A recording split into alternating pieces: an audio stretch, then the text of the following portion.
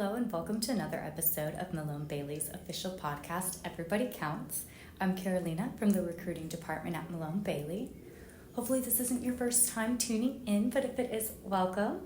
Our podcast, Everybody Counts, features various perspectives on a variety of topics, from the latest SEC and FASB updates to discussions on recruiting, retention, and more. Everybody Counts explores trends and hot topics that affect us and those in our business. Tune in to hear from partners and staff alike. The conversation is versatile and everybody's input counts. The focus of today's conversation is SEC rules on reporting cybersecurity incidents. I'm delighted to be joined by Alan Dulani, partner at Malone Bailey. Alan joins us today to share insights and chat with us about the SEC rule on reporting cybersecurity incidents. Welcome, Alan, or shall I say welcome back? Thanks, Carolina. Always a pleasure to decode regulations with you. All right, Alan. So give us a scoop. What's the SEC rolled out in the recent years on reporting cybersecurity incidents? Yeah, so a couple of years ago, in July 2023, the SEC adopted new rules requiring registrants to disclose material cybersecurity incidents and processes and governance. So it sounds like cybersecurity got a seat at the boardroom table. For sure. In short, if the company gets hit with a ransomware attack, also known as a data breach, or someone steals your intellectual property and it's material, boom, you got to report it. All right. So let's talk next steps. How do companies actually report these incidents? Great question. U.S. companies use Form 8K, specifically Item 105. They must file within 4 business days of determining a material incident.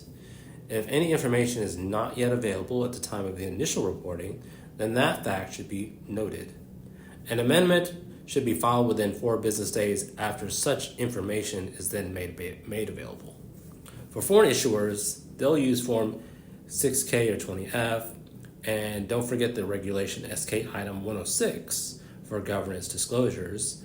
Oh, and everything needs to be tagged in XBRL because, robots can read too. Oh yes, XBRL, the language of compliance bots everywhere.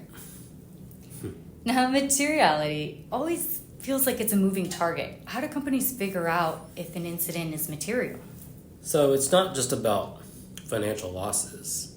You've got to consider reputational damages, operational impact, and even if multiple small incidents add up to something big.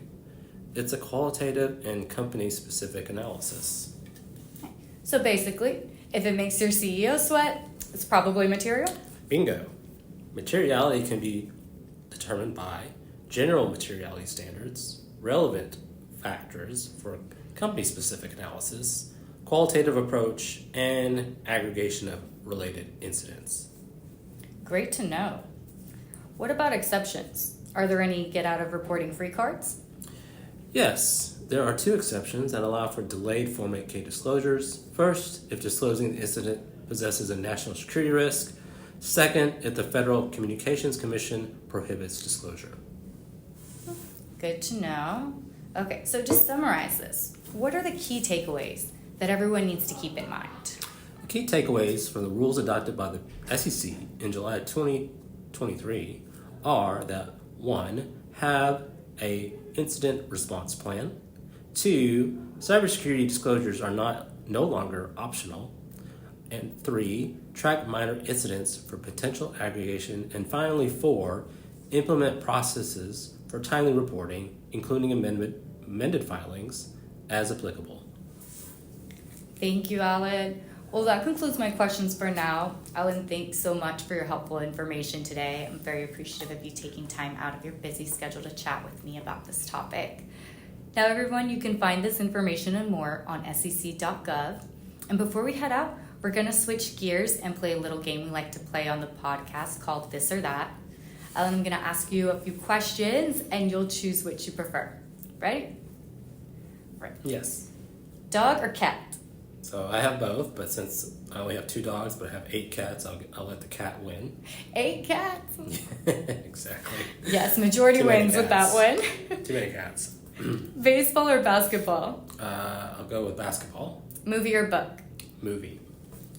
It's been lots of fun chatting with you about this topic today, Alan. Thanks again. And to everyone listening, we appreciate you listening in and invite you to check out our website, www.malonebailey.com, for more information about public company audit services, as well as some other useful resources. Thanks again for listening.